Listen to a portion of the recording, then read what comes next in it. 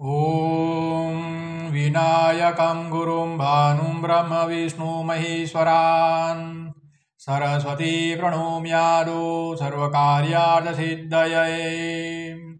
ॐ गजाननं भूतगणादिसेवितं कपितजम्बुफलचारुभक्षणम् उमासुतं सुविनाथकारकं नमामि विघ्नेश्वरपादपङ्कजम्। ॐ गुरुर्ब्रह्मा गुरुर्विष्णु गुरुर्देवो महेश्वरा गुरुर्साक्षात् परब्रह्म तस्मै श्रीगुरुवे नमः। ॐ सर्वमङ्गलमाङ्गल्ये शिवे सर्वार्थसाधिके शरण्ये त्र्यम्बके गौरी नारायणी नमोऽस्तु ते।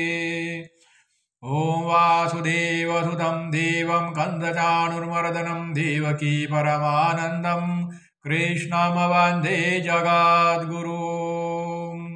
ओंकारं बिन्दुसंयुक्तं